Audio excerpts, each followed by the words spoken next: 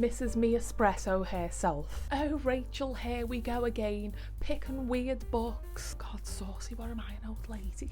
Not meant to be together, but doing it anyway. Plus midlife crisis much. So it's messy. One, it's unhinged, and she has to include an unhinged book. Oh, she clapped back with that one. That's Me Espresso, or as I would call it, codependency. The will they, the won't they, the bad, the good.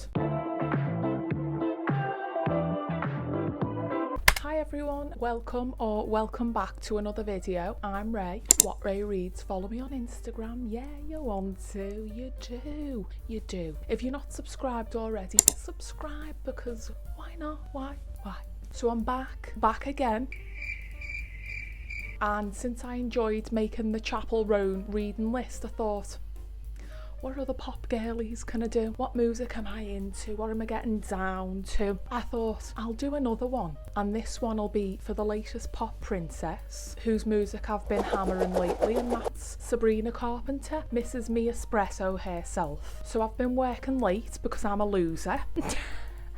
Lol. So yeah, I've been listening to her album a lot lately. Short and sweet. It's just pop perfection. It's not taking itself too seriously. It's just trying to be fun music, campy, tongue-in-cheek pop tunes. Love the title, love the aesthetic. Sabrina's making me want to get me fringe cut back in, or as the Americans call it, me bangs. Oh, and let's not forget the iconic music videos that she's been releasing.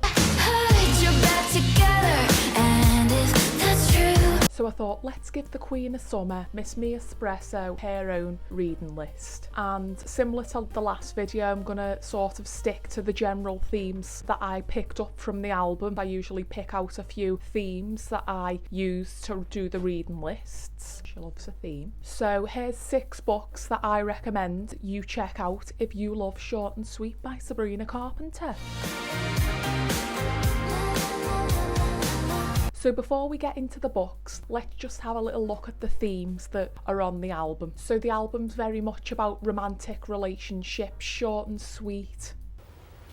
Wait a minute! Maybe some longer lasting ones, but a lot of sort of short, fleeting romantic interactions. And also she very much captures dating in the 21st century. It's a mess. I said what I said! The pits. Sabrina sings about, I've got hair in my face, all the different facets of the romantic relationships, the casual ones, the difficult ones, the love bombing, the will they, the won't they, the bad, the good. But she does it in a very tongue-in-cheek way, which is what a lot of my friends have said they like about her music. It's not meant to be serious. She's kind of showing her humour through her music, and that's kind of like Sabrina's little niche. She's known for being kind of cute but also cheeky. Cheeky cars.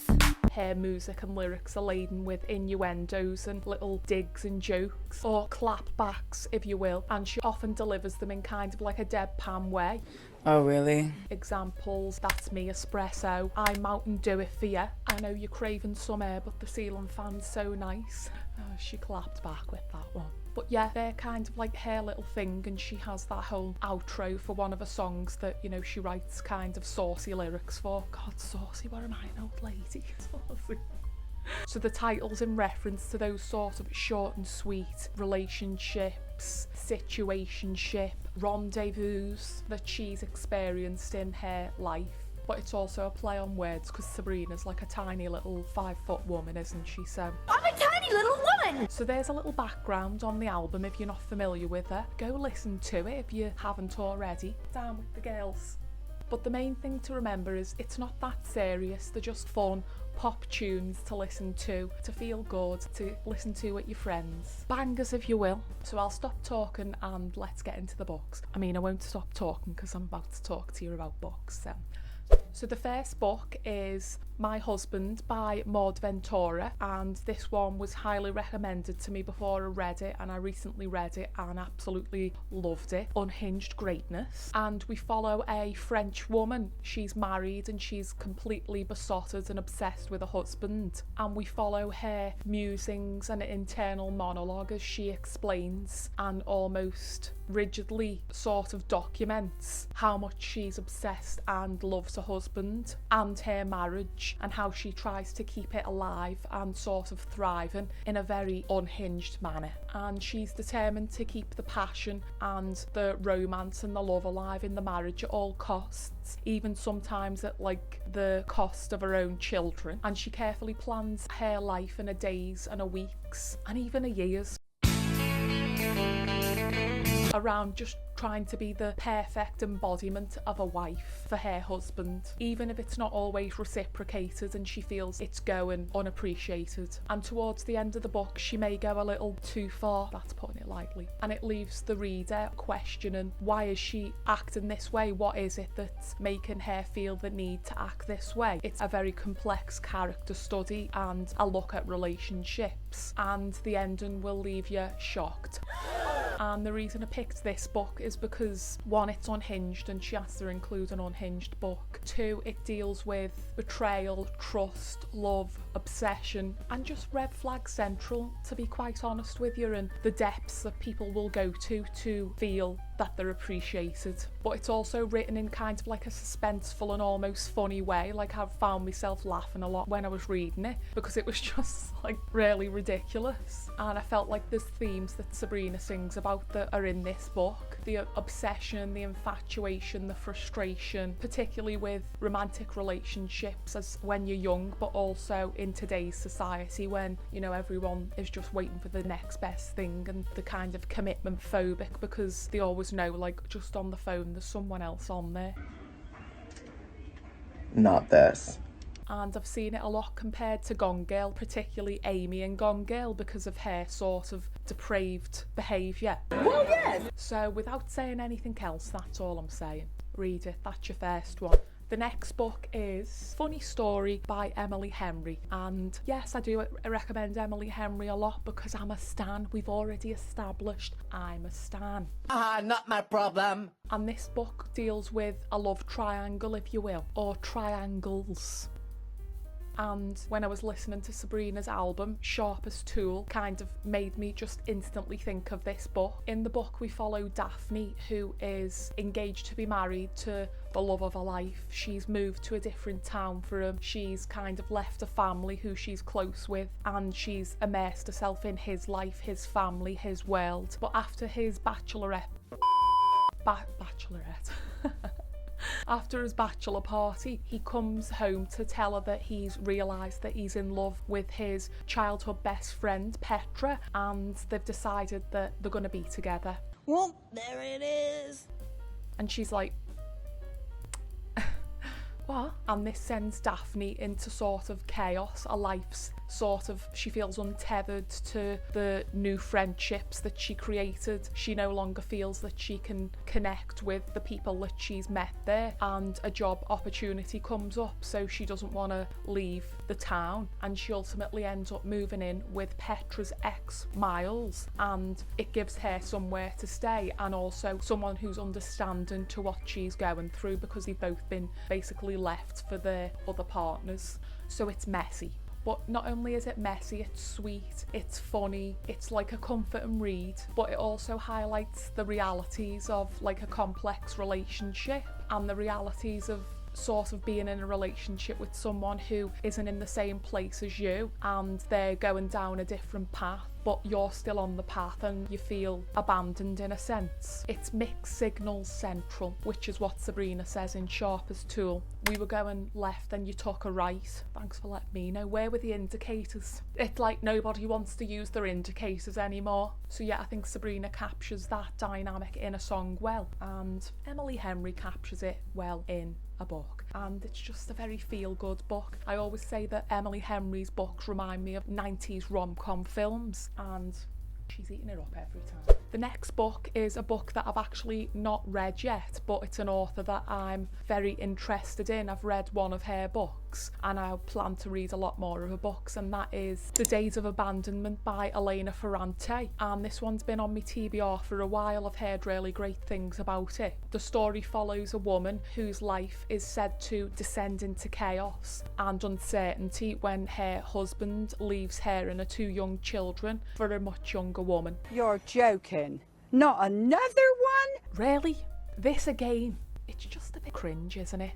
And I think although this book seems like it deals with kind of more of a darker look at the complexities of being abandoned and left in a relationship and how that affects you and also your sense of self, I chose it because it seems to sort of delve into the psyche of a woman who's on the edge, and how someone else's actions can really expose you and your sensitivities to the realities that you weren't really prepared for, and it can derail your life and your mind and your sense of security, and it can also leave you with a sort of sense of insecurity and leaves you questioning things even though it was their behaviour and their choices that led to those moments. And that's what I love about Sabrina's music, that even though it's fun, catchy pop tunes, it doesn't mean that she isn't discussing interesting subjects and the complex relationship dynamics that are within a relationship, especially one where you feel like they're playing mind games with you. And it makes me think of the song on her album Coincidence, and how she's speaking of all of these small little actions that lead to a bigger coincidence. Oh, isn't that a coincidence? And how especially in fidelity, it's not just one choice, it's a bunch of little choices that lead to something, and oftentimes the person who's doing that plays the victim, and it's just like, I don't think so. Not on my watch. So yeah, that's your next one. The next book is My Sister the Serial Killer by Oyinkan Braithwaite. Oh Rachel, here we go again, picking weird books. Listen, yes, it is a weird book, but I've picked it in a sort of tongue-in-cheek way because, well, I'm about to tell you why. Because although the book title sort of leaves you questioning what it's about, it actually is an exploration on relationships, romantic, intimate relationships, but also the bonds between family and sisters. It's set in Nigeria and we follow two sisters, Korede, who's older and she's always looking after and looking out for her younger baby sister, who is in a lot of relationships, and she seems to always be clearing up her sister's mess, literally, quite literally. And it seems like a lot of a sister's romantic entanglements end in death. And she knows what her sister's doing's wrong and she should stop her, but blood is thicker than water, and also she's not a grass.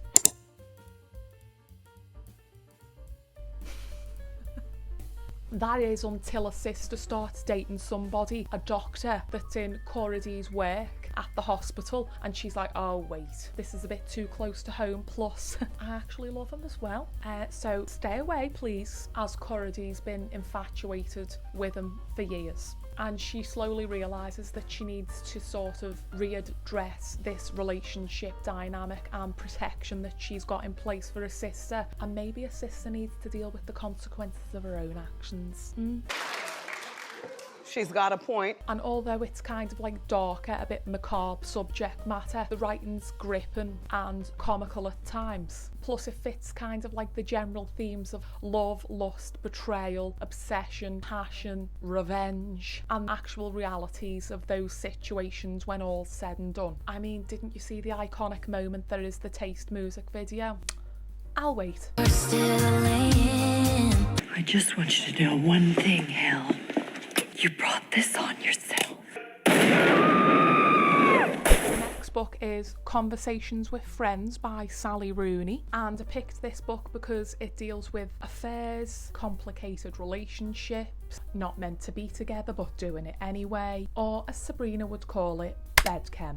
I obviously had to include some Sally Rooney because I'm a stan and she's got a new book coming out soon, which I will be seated for. And this book follows once lovers and now best friends Frances and Bonnie, who have a really strong bond, or as I would call it, codependency. And they're university students who also perform together in poetry open nights. One day they meet Melissa, a journalist, and her wannabe actor husband or boyfriend, I can't remember if it's a husband, and the four quickly develop a bond and a friendship ensues, and they hang out a lot. Bonnie and Frances, particularly Frances, are drawn into the middle class sort of comfortable world of Melissa and her husband Nick, and Frances and Nick feel drawn to each other and develop quite the relationship, shall we say. And one thing I like about this book is that it deals with something so common as friendship and love, and highlights the dynamics at play when class is brought into it, and money and access. And this is something that Sally Rooney does really well. She does it in Normal People and her other book, Beautiful World, Where Are You? She really captures class dynamics and divisions, especially when it's in romantic entanglements. So yeah, that's your next book. And then the final book is Writers and Lovers by Lily King. And in this book we follow Casey, who's just recently moved to Boston after grieving the loss and sudden death of her mother. She dreams of living a creative life, but the reality is that she's working as a waitress in the city and living in a rundown apartment, just dreaming of making it as a creative, a writer. And she finds herself drawn to two very different men, and a love triangle ensues. One of the men's a much older professor and novelist who's got his shit together, but not really. Well, just as I thought. Plus midlife crisis much. And then a younger man who's also trying to fulfill his creative dream, who she meets at a writing workshop. Both men are emotionally unavailable. And this book's a really touching story, but also captivating character that wants to fulfill and live a creative life, but also wants love in her life and doesn't want to have to settle for it. It's about relationships, trying to live and make your dreams come true, but also feeling at a crossroads as a 30-something woman when things aren't the way society tells you they should be at that age. Lily King's writing's just really enjoyable to read, and I truly felt connected to the protagonist, Casey, in the story. And just like Sabrina sings about in her songs, nobody's more important than your own sense of security and sort of mental health. Like, no mind games are worth it, and your dreams should never be sidelined for a relationship, especially when the other party is fulfilling theirs. You're your own person, and I think this book captures that really well. And we aren't about sidelining our dreams, lives and ambitions for a man, are we? No!